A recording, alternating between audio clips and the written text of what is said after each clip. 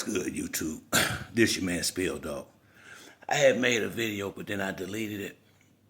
I watched Keyshawn Davis interview, and I saw, what Teofimo Lopez did yesterday, and you know, Teofimo Lopez, he a good fighter. That's the sad part about this. He real athletic. he been in there with a lot of tough fighters already. Josh Taylor, he won. Lomachenko, damn, what's the boy name? Well, he lost to Cambosis. Jermaine Ortiz. What's the guy? I think he from Africa or somewhere like that. Damn, what's his name? He fought for top rank, a real strong lightweight.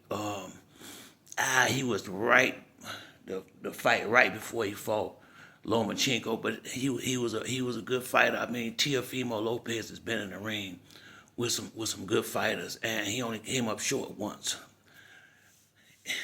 When he first came in the professionals, he was a upbeat, real positive, gave good interviews, he was, always seeming, for the most part, happy. He was one of those guys that was brave. He didn't wait till he had 25, 30 fights and was 28, 29 years old before he was willing to go in there and take that tough fight with Lomachenko and came out there and got the upset and won. He has already done some real things in the sport of boxing where you can't do nothing but respect a lot of what he's done to this point. But then you look back and watch, he almost looking like boxing version of Antonio Brown to some degree. And I ain't trying to diss Antonio Brown because he was one of my favorite wide receivers. But and somebody, come in the comment section and let me know what y'all think. But I was sitting there thinking, I said, it's starting to make me think he bipolar or maybe he got CTE. I mean, it just seemed like he ain't rap too tight. Lately, over the last few years, he been doing a lot of strange shit. You know what I mean? He been doing a lot of old, and it'd be different if him doing a little racist stuff he been doing from time to time. It would make sense had he got a fight or two because he pissed somebody off so bad they went on ahead and made a fight with him. But Bob Arum said he was turning down good fights. It make me think, and so the video I was gonna make, I deleted it because maybe it's something else going on, and I think I saw where he going through a divorce. That don't help none, but this racist shit he doing, that ain't, you going through a divorce ain't gonna make you do that. But if something going on in your head, you might do all kind of stupid shit, and then they say the apple don't fall too far from the tree. Everybody see how his pops is. Maybe he is acting more and more like him. So I was sitting there thinking, man, he might need to be on some type of medication or something. Cause don't y'all remember? I think it might have been a fight with Josh Taylor. Well, I think remember his last fight, he was sitting up there on the stage when everybody's having a press conference, reading a book. You'd have thought he was in church, the way he was acting, just sitting up there. After the Cambosis fight, he really have been showing, he been doing that bipolar shit. You don't know who he gonna be. That was why, like, even going into a fight, you can't trust where his mental state gonna be. If his mental state is on point, he gonna be competition from anybody from 147 to 140. I believe that.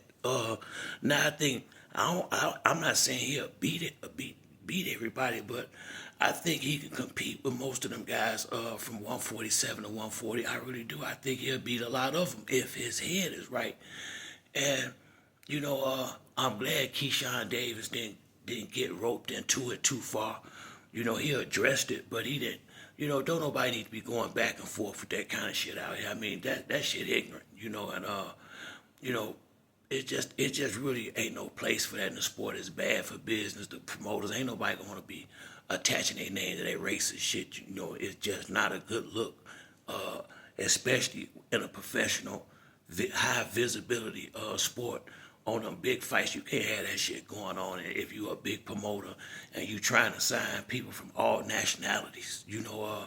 It just ain't good for business. And it just, he's staying out the ring longer and longer because of his own stupid. But it's all self-inflicted, and it's making me think something is, it's making me think something ain't right in his head. I'm borderline want to give him a pass because something got to be wrong with him. Because it's not helping him any. I mean, he haven't got one fight doing this shit. If anything, it's hurting him because seem like since he been doing all that shit, he staying now he do more of that than he do fighting now. He ain't never in the ring with nobody, but he out here doing his petty shit. And it just really make me think, man. Maybe boxing is a sport where you get hit in the head a lot. Motherfuckers walk around concussed sometime and don't know it. Who knows if he got CTE or if he bipolar? I don't know. I'm just saying, he seemed like the type of person that might need to be on some type of medication because he up down. You don't know what the fuck you gonna get dealing with Teofimo. You don't know who the fuck coming to you. He might be this way. He might be that way. It started to make me think he can only control himself to a degree. Because a lot of people think about doing some shit, but then you'll think again and be like, no, that shit ain't gonna be no good look. And it just seemed like the first thought go to his head or something. He just doing it without thinking about what the repercussions could be, and I'm not talking about no bodily harm or nothing like that doing to him. I'm thinking promoters and sanctioning bodies and networks not wanting to associate with that shit. Don't nobody want to be caught up in that. That is bad for business. He got to know that, and if he don't, if nothing else, he should see it by now. Cause look how long he's staying out the ring. Look at all these motherfuckers making fights, and he just as good as most of the guys that's having these big fights now. But ain't nobody hearing his name, and he only lost the one fight to Cambosis. He should still be relevant for stuff. Right now, people don't know him for boxing in the boxing community. He getting more publicity for this kind of stuff right here than what he doing in the ring.